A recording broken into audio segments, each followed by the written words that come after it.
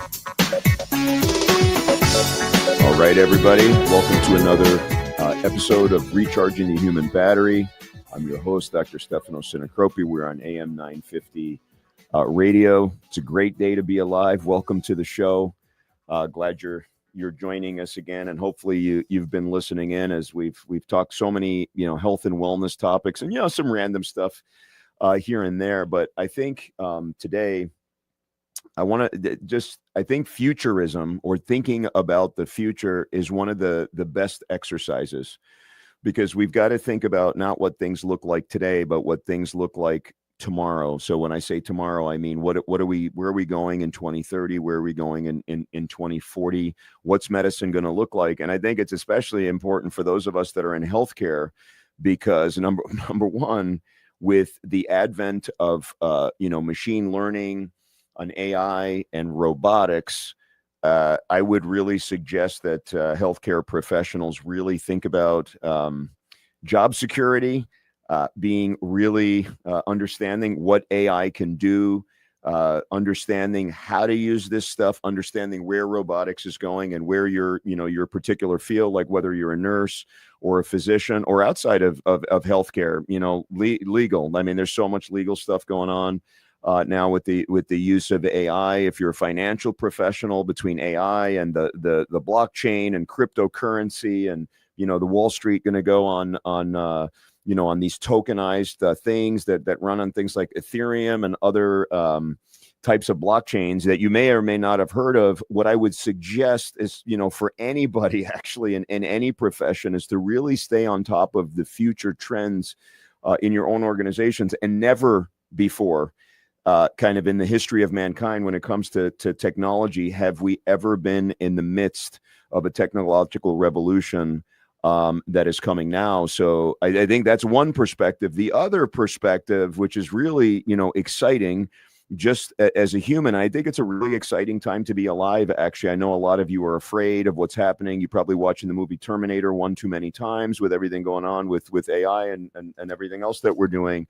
But the truth is that what is coming down the pipe with health and wellness, personalized medicine, the discoveries that AI is going to make, the advanced robotics that are going to completely change our lives, not just as healthcare providers actually doing procedures, actually being caregivers for people. Just imagine a world where these centers that house, like, for example, elderly people or people that have memory issues, have robots that are fully autonomous, kind of, I don't want to say conscious. I don't want to scare you guys. That is coming, unfortunately.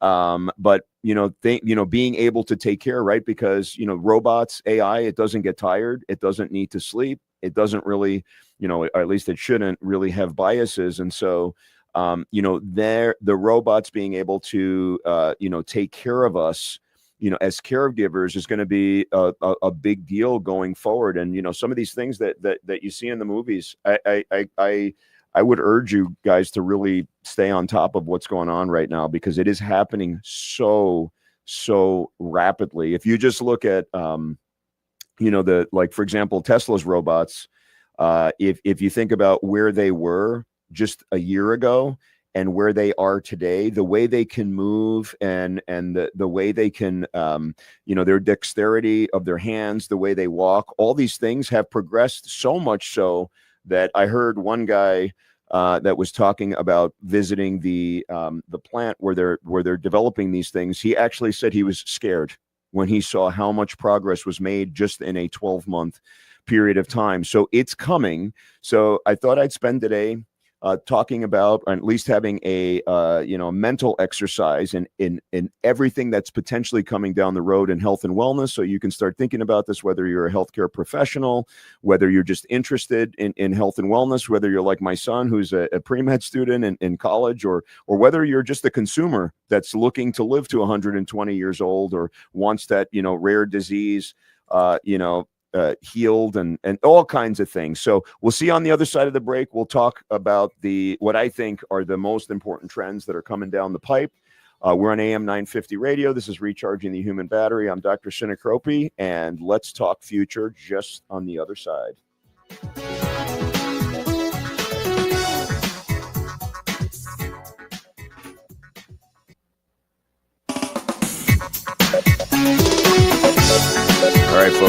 back. It was Recharging the Human Battery Radio. I'm your host, Dr. Stefano Sinicropi. We're on AM 950 Radio, and we are talking about the future of health and wellness. And I can tell you, as a physician, I really stay on top of this stuff. I've had several people on my show talking about AI and the way it's going to affect things like personalized medicine and the way it's just going to change our lives in general. And interestingly enough, I have an upcoming podcast with this really, I don't want to give it all away. I like to just keep people in suspense, but I have a guy who is just a really renowned researcher who had a spinal cord injury himself and had lost the use of some function, and actually has not only been a pioneer in researching brain-computer interfaces. You guys have heard of things like Neuralink, which is an Elon Musk deal. But he actually also has implanted devices into his brain and has interfaced with computer systems, and through going into these virtual reality worlds and doing some other stuff, was able to actually regain function from his spinal cord injury. And it's just so fascinating. You'll see when I do that podcast that he has like these leads in his head, and that's how he connects to the computer. So if you think this is just stuff that you see on science fiction, I mean, they are actually going into these worlds, and it's absolutely wild. And the ability to restore function in a lot of people is going to be incredible. Coming down the pipe between utilizing like nanomaterials, nanotechnologies, being able to actually rebuild spinal cords and nerves and things like that, but then also being able to rewire the brain by going into some of these virtual worlds. And I dare say this again, I'm not trying to make people nervous, but being able to upload sort of our personality into the ethos, into the web. For example, I mean, these are things that are out there in movies, and there's movies about it. Like I think there's like a show called Upload or something like that, where you can upload your entire self into the cloud. And it may seem wild, but I can tell you that scientists that are working on this stuff, it's just a matter of when, not if these things are able to be achieved. And so there's just so many different, issues out there. And as a physician who follows a lot of this stuff, there's some predictions that a lot of the things that we do, like diagnosing patients and actually treating them and even doing surgeries, I mean, we're not too far away where we're going to be. I know we have robotics now, but I mean, like advanced robotics, where an actual robot is doing the surgery, somewhat guided by surgeons. I don't think we're that far off from that. So these are things, if we don't keep on top of these things, like anything else, we're going to end up being dinosaurs and no longer relevant. So this is kind of near and dear to my heart. So let's talk about, like, I just did 13 trends that I think are going to really change things going forward. So trend number one, that people ask me about this stuff all the time on social media, and actually ask me all the time, is this AI driven personalized medicine. It's really fascinating. I mean, even now my patients are coming in and they're saying, hey, I had a panel of labs and I threw them into ChatGPT, and then ChatGPT told me all the things that I need. And I could tell you, this is the most basic stuff. It's actually pretty helpful because people come in and they've already interacted with it, let's say an entity, and so they're already thinking about their health and wellness, so they kind of know what direction they want to go in, and then I can use my expertise to have a deeper dive discussion with them. But even more, but what I'm talking about when we talk about AI driven personalized medicine is really things that where we can upload our entire genetic code. We can upload all of our labs, all of our scans, total body, analysis through, in and out, like how our proteins are working, all these other things. And the AI will be able to come up with an immediate treatment plan and parameter. So one, it's exciting as a consumer, but it's actually exciting as a physician, because we are humans. And even despite the fact that even if we've had the most advanced training and gone to every single course and studied everything and study every single day, of our lives, we still do not have access to everything. And that's why all those mystery diagnosis shows are so popular, because some of those things, literally 300 physicians have looked at it and they can't figure out what's wrong. And I can tell you, AI is not 300 physicians, it's 3 billion it's 3 billion, 30 billion physicians all looking at the problem from a different angle and coming outside of the box. And as AI really evolves into AGI, okay, which is artificial general intelligence, where it's a lot smarter than humans are, and then you multiply it by millions and billions and so on. Imagine that they can look at this and they don't need to sit there for 6 hours on one patient just trying to figure out everything, going to the journals and figuring out why, because they have every access to every journal that's ever been written in the history of the world.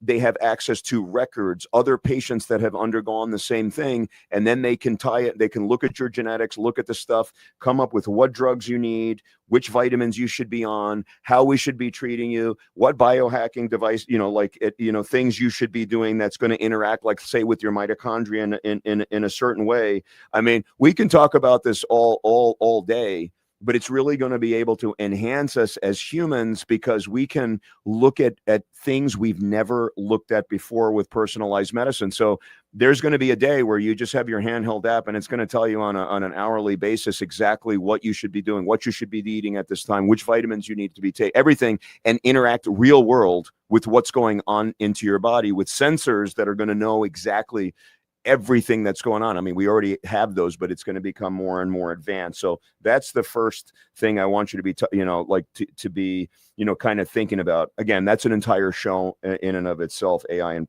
personalized medicine. I would say trend number 2, advanced gene editing and new discoveries. I think we've talked about it on this show. There's this technology called CRISPR, where you can, cut genes in a certain way and add things. And it's really very, very interesting. But this CRISPR technology has already been, it's already getting FDA approval in some areas where we're going to be able to reverse diseases, for example, like sickle cell and other things. It's going to be very easy initially to sort of manipulate diseases that are single gene mutations. That's obviously easy. You just say, hey, it's gene, we're not going to go into all the details, but it's gene, whatever, gene A, 1B, whatever, right? We can manipulate that utilizing CRISPR technologies and potentially, heal people. Now there's still, we've got a ways to go on that. And then it's going to go to diseases that involve 10 genes, and then diseases that involve 100 genes.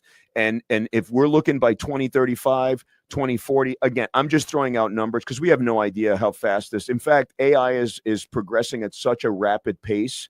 At some point, it's going to get so wild that all of our models aren't even going to be able to model how fast this stuff goes, because they teach themselves, which is a whole other ethical, discussion that we can have. But imagine by the year 2035, 2040, it can edit 100 genes, 1,000 genes, right? And to be able to just say, okay, we're just going to edit all the genes that are responsible for us aging as humans, and then we no longer age. I mean, this is the kind of things that people, are looking for. And so we have to ask ourselves the ethical question, should we be playing God? Is this a good idea, or is this not, a good idea? And whether you're religious or not, it's still ethical questions. I mean, what are we trying to do? I mean, are we all trying to live forever? What does that look like? And so on. But the enhancements in life expectancy are so dramatic. I always tell my kids, man, they are so lucky to be the age they are now, because by the time that 20 years from now, I mean, the advancements in slowing down aging, it's ridiculous what's coming down the pipe. Okay, trend number 3. And this one, again, there's a lot of stuff if you really want to dive into this, but this is AI as a personal psychologist or psychiatrist. This is some scary stuff going on right now, because there are things right now that I've seen in social media. And again, I don't want to go down these rabbit holes, but there are, anecdotal stories. And again, I haven't interviewed these people. I haven't seen it. It's just obviously when, people are reporting on this stuff, they may or may not be biased. I mean, I'd have to do even more digging, but there is these things where people are already using things like Chat GPT as their personal, psychiatrist or psychologist, and sometimes it has ended very, very badly. I mean, there's reports where people have actually, committed suicide. So I'm not talking about people kind of doing it on their own or experimenting with what's available now. I'm talking about developing amazing programs, developed by psychiatrists and neurologists and all these other peoples that really act as this kind of incredible addition, to us, to really help us with anxiety and depression and all these other, psychiatric disorders that are there, and then integrate that with what we talked about before, which is personalized medications based on our brain scan or certain vitamins. Imagine like we have like a routine brain scan, or we have some kind of interface in our brain that tells us exactly how it's working. And then the AI says, hey, do this, and then you can change your brain this way. So the what we're going to be able to do in changing our mood and changing, kind of our outlook in life, and being able to interact with our personal psychologists, who then can make suggestions on what medications we should be on, what foods we should be intake, what foods we shouldn't be. It's going to be fascinating, and you could go down this rabbit hole, forever, but there's so many permutations of what's going to happen, and no one knows exactly, how it's going to happen. Now, let's ponder this other question. What happens when we get to artificial general intelligence, which I can tell you is not that far off, and it's scarily a lot, the predictions were wrong, because it's coming a lot faster than we thought it was going to come. But is there going to be a time where almost they are sentient beings? In other words, they are thinking on their own. Again, with artificial intelligence, when you're thinking about like, AGI and beyond that, and super intelligence, you're talking about machines that potentially can be alive. Now, they're not alive in the way we're alive, but they're alive, because if they're making independent thoughts and decisions and talking to each other and making decisions, again, we can ponder what that's going to mean for humanity and all, but how are they going to understand us? Could they almost become, or teach themselves how to become a human being and have almost the same feelings, and allow themselves to feel all these things, and then be able to counsel us in a certain way? I'm thinking that's more 2035 or 2040.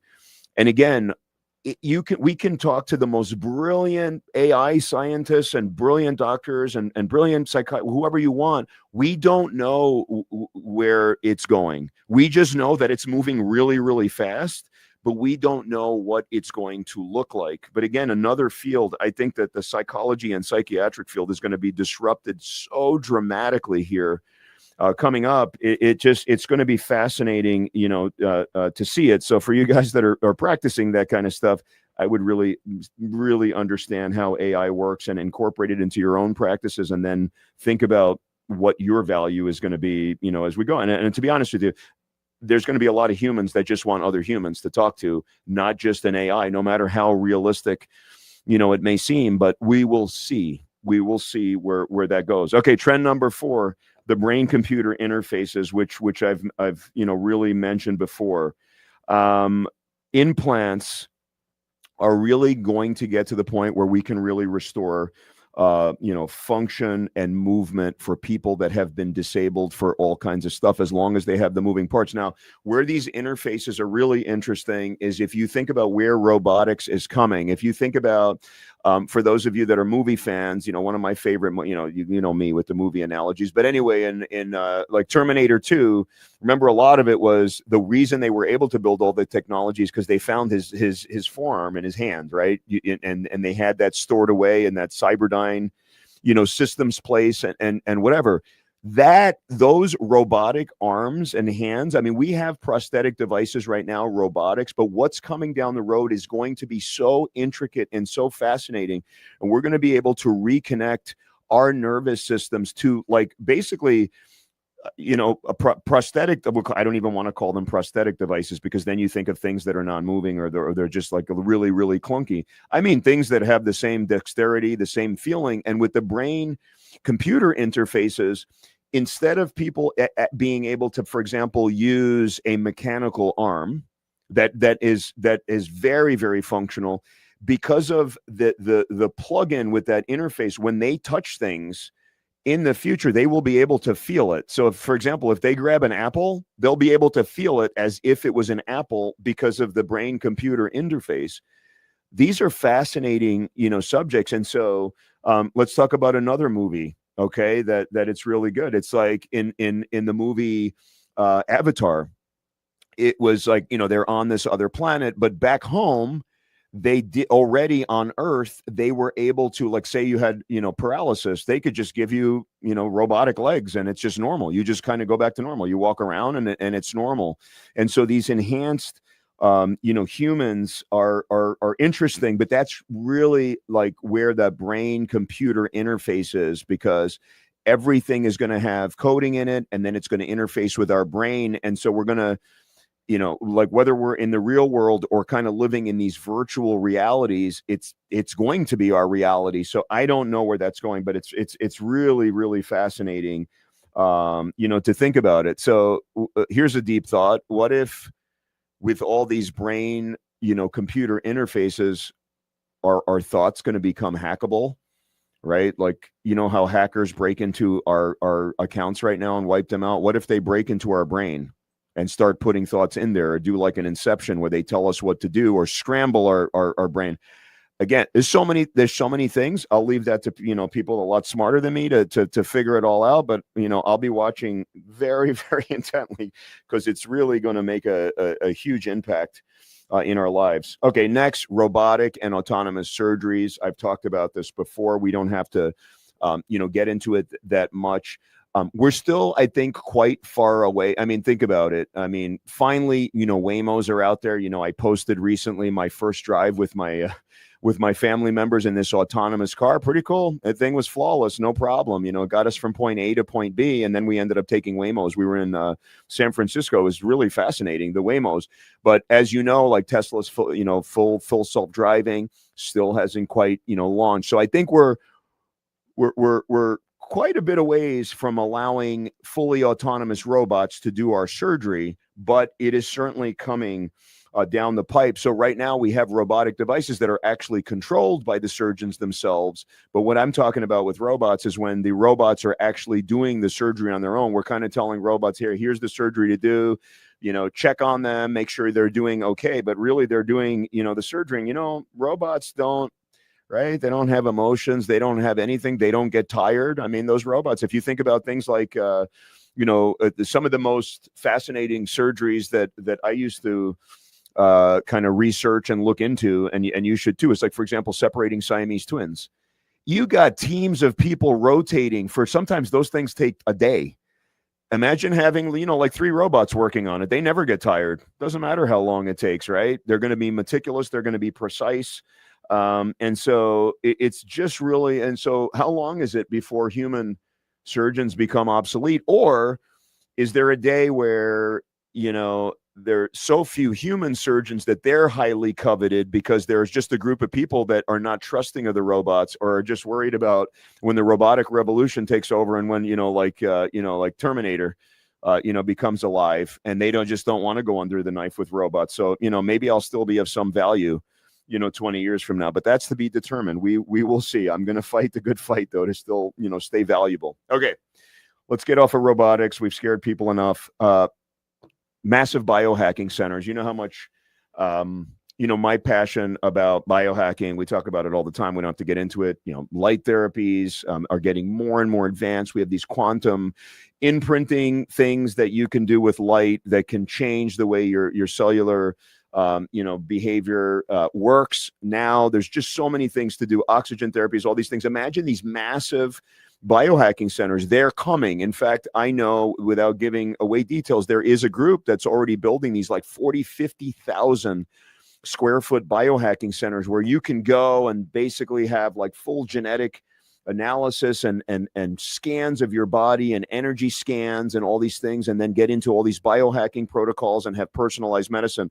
These things are coming, and they're going to incorporate a lot of the things that we talked about before. Listen, the name of the show is Recharging the Human Battery, which is one of our slogans, at our hypercharge clinics. And this is really going to become more and more popular, where people go to these centers, and hopefully hypercharge becomes one of these, these massive, biohacking centers as we continue to grow. But these centers are going to exist where people go and recharge their batteries, no different than you go and recharge your Tesla or other electric vehicle. So we'll see how these things evolve. There's going to be these longevity centers where really you go there and it slows down your aging, or maybe even reverses aging, and you just kind of go through this path, whether it's a conveyor belt and you do all this stuff. I don't know. No one knows. We're just in the infancy of these things, but it's going to be really, really fascinating to see. Okay, trend number 7, talked about it plenty on the show: regenerative medicine and anti-aging. We've talked about taking our own stem cells, putting them back into our bodies. We do this routinely in our clinics now with excellent results for arthritis, things like that. We're talking about whole body regenerative medicine therapies with stem cells, utilizing a lot of products that are basically like day zero cells, products from like amniotic fluid and the placenta and things like that, which again we've covered to some degree. I just gave you a thing. So if you think about this, when we put those types of cells in the body, again, this is not something we're doing in the United States now, but it's already being done. The studies clearly show if you put these young stem cells next to our own stem cells, so if you put a young stem cell next to an old stem cell, the old stem cell gets younger and starts acting like a younger stem cell. So you can imagine our stem cells being exposed to these younger stem cells, basically reverses their aging, which then reverses our aging, because it's our decrease in our production of stem cells, because they have to replicate over time. That is one of the things that causes aging. So as we start really honing in on these therapies and the FDA starts coming around and we're starting to do these things, and there's amazing research being done in the United States, it is also going to play into the whole narrative of slowing down the aging process and allowing people to live for much, much longer. I'm talking biblical, years. Remember in the beginning of the Bible, right? People were living 900 years, 800 years. Hey, not too far-fetched with what we are seeing. Now, part of that early on, it's going to definitely we're going to need to enhance ourselves. So a lot of our body parts are going to have to be replaced with either robotics or organs that we grow in the lab. I'm going to talk about that in a minute, and other things. But yes, this whole stem cell technology and anti-aging is absolutely going to change the way we age and grow. And there's so much coming down the pipe on that. Okay, trend number 8.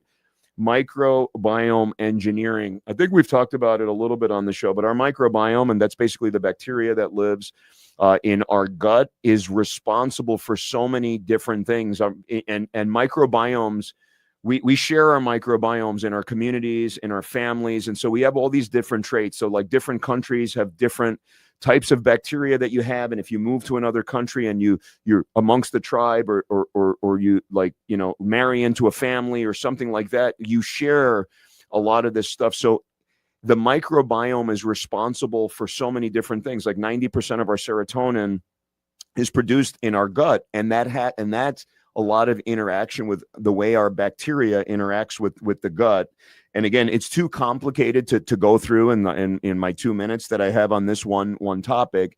But I can tell you that engineering the microbiome is going to make a huge difference, because if we can change the types of species that we have in our gut and are able to really control that, then those species are going to produce certain chemicals that can modulate things like our immune system, because a lot of our immune system is actually in our gut, and it interacts with all these microbiomes. And I'm telling you, if you guys go on YouTube or do other stuff, I've actually had Dr. Emran Meyer, one of the leading microbiome researchers in the world. We had a fascinating discussion. But if you guys go online, you should really listen to how the microbiome interacts with our entire health and wellness. A sick microbiome means a sick human being. So there are all these different facets. So that's another thing that we should look at. Okay, trend number 9, wearable and implantable health tech.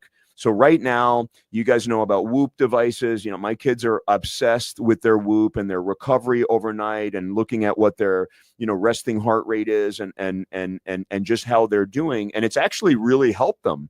So I really like the wearable technology. I personally, I'm a big proponent of the wearable technology for my patients. I haven't done it myself because I'm such a type A personality that if I start obsessing about what my heart rate is on an every 5-minute basis, it's just another thing that's going to distract me from the immense amount of work that I have to do. So that's just me for my personality, but I think wearable devices are great.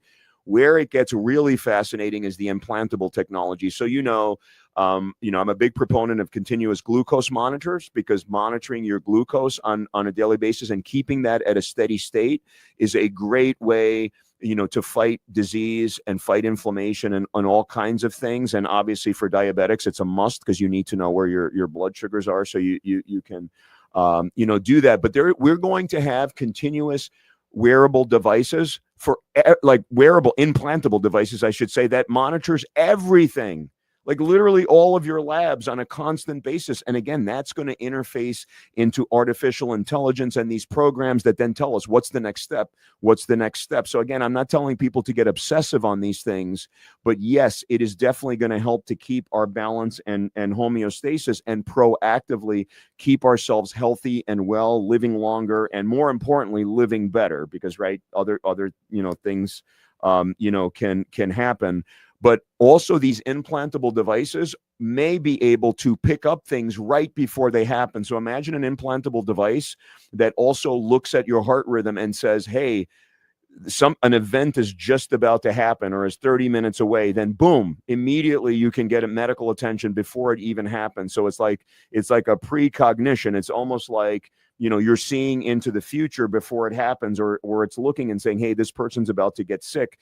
Not to mention the revolutionary things like that are going to do in hospitals, where on a continuous monitoring basis, not somebody coming around doing labs every 6 hours. I mean, continuous. Immediately, the doctor gets alerted. These labs are out of whack. This person's about to get sick. They need to immediately get transferred to the ICU because they're about to get sick or have an event or need to go to surgery right now. So what wearable technology is going to do is absolutely incredible. Okay, trend number 10.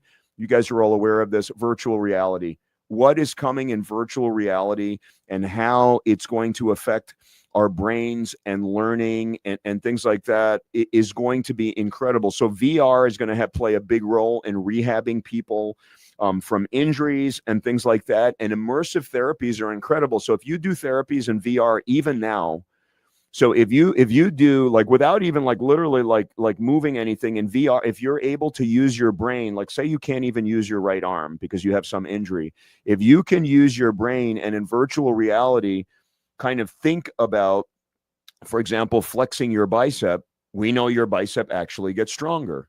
And that's how eventually the neural connection between your brain and your bicep can be reestablished. And as long as there's still a connection between the brain and the bicep, eventually you can get that functioning back. And there's just some really, really fascinating stuff. Not to mention immersive therapies. Like say somebody is going through a horrific emotional trauma or something like that. Imagine going into VR worlds that are immersive, where you can kind of live there, and it's great. I mean, and you can create whatever world you want. You're a big fan of like the cartoon, the Smurfs. Like you can just live in Smurf Village and be a Smurf and just be happy and just, you can just do all the Smurf songs and just, parade around. And maybe that is the way we treat depression.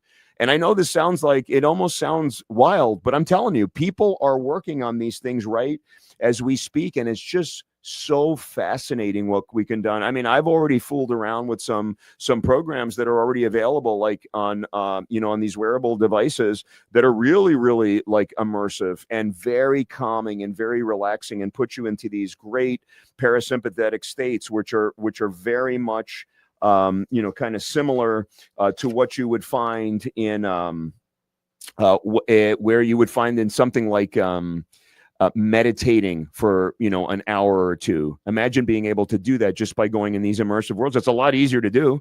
right, than sitting there meditating. And if the biochemical responses in your body are kind of similar, it's going to be really, really fascinating. All right. One of I wanted to talk, so let's talk about this. Like people like Walt Disney have their head in cryo, right? They're frozen in cryo. You see it in all these movies. I always use movie analogies because I don't know, I just love movies. But anyway, you remember like in Star Wars, they used to freeze the kind of the people, on the wall. I believe it was like Han Solo that was frozen on that wall where Jabba the Hutt was, right? Jabba the Hutt took him as like a prisoner, and he was just frozen there for a long, long time. And then Luke Skywalker comes and saves him. Pretty cool stuff. And people are starting to freeze themselves in these cryotherapy chambers, and you see it in these futuristic movies, where people go into these cryo chambers, or they go into these liquid chambers where you're basically going to this cryo sleep, and then you're woken up. So you say, well, what's the advantage of that? Well, as technologies improve, can we, take people out of, these cryo sleeps, and then utilize things like nanobots, which I haven't even talking about. Our time is kind of getting slim here. So I wanted to get to something that's really interesting, like cryo.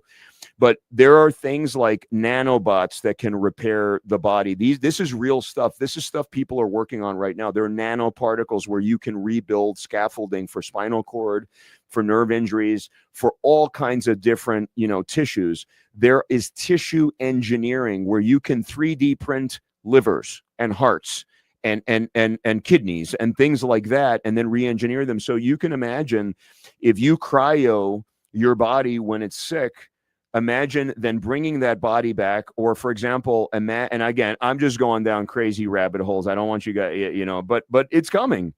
Imagine if you just cryo freeze your head, right? So you have your brain there, and let's say your brain is of reasonable health when you've frozen yourself. It's just your body is dying and giving out, but your brain is preserved, or at least it's fixable.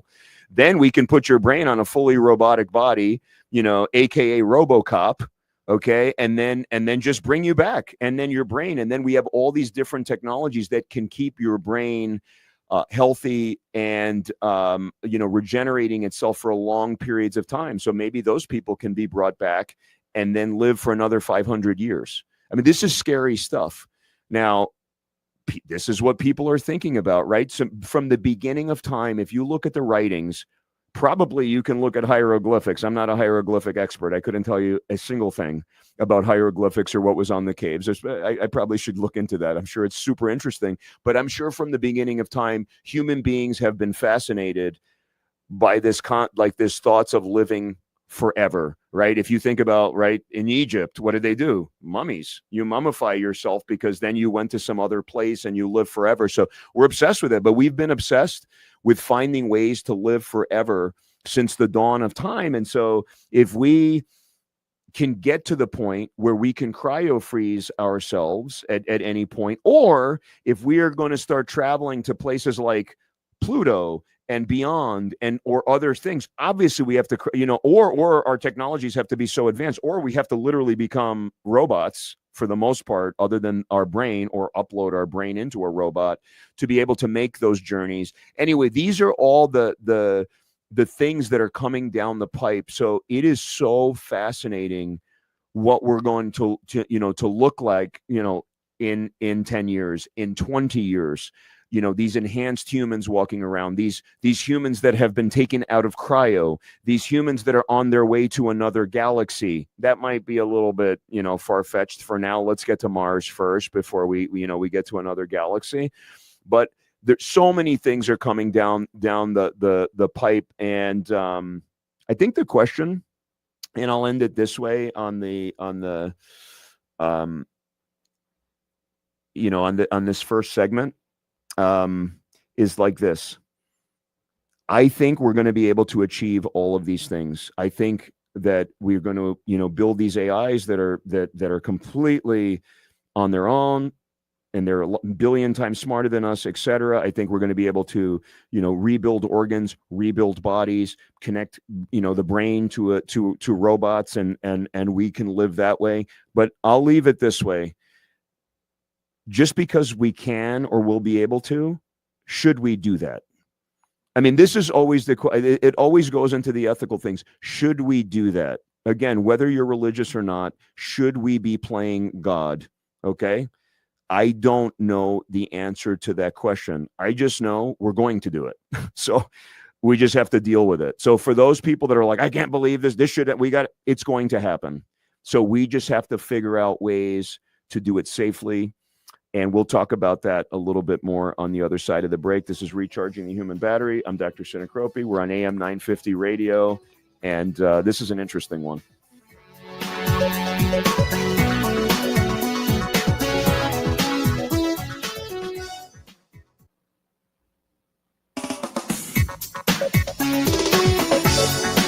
All right, let's wrap this up. This is Recharging the Human Battery. I'm Dr. Sinicropi. We're on AM 950 radio.